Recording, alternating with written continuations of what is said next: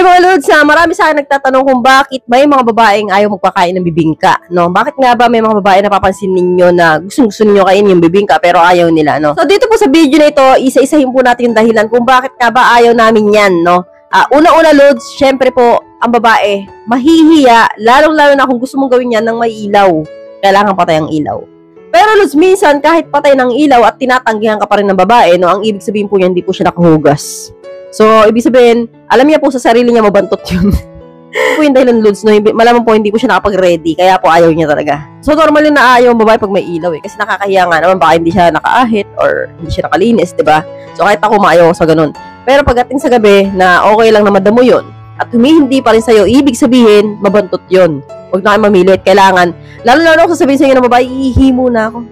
So, ibig sabihin niya, maghuhugas lang yung kunwari lang naiihi yun. Kasi alam niya, na yun, mumukbangin mo yun. Ang pangalawang dahilan Lods, no, kapag po ayaw magpakain ng bibingka ng babae, ibig sabihin po, konti pa lang yung karanasan niya pagdating sa jerjer. No, hindi pa po siya batikan, hindi pa po siya sanay sa mga ganung, alam na, mga ganung part ng jerjeran. Ang gusto niya jerjeran lang, pero yung mga bandang mukbangan, naiilang pa siya. So, ang pangatlong reason mga Lods, no, siguro po, posibleng naka-experience siya na dati, habang minumukbang siya, ay tatamaan ng ngipin yung pisngi ng, kifi niya.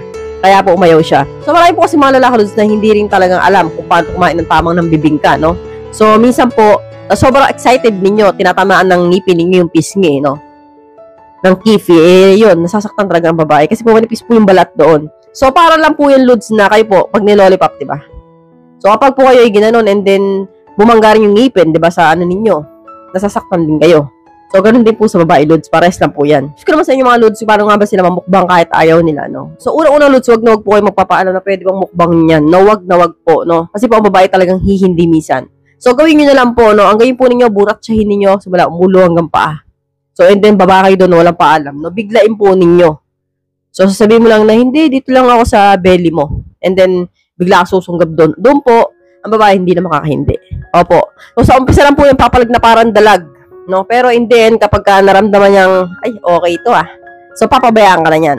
So, hanggang dito na lang po tayo mga Lods. I hope you learned something new in this video. More videos to come. So, stay connected and see you again to my next video. God bless. Bye-bye!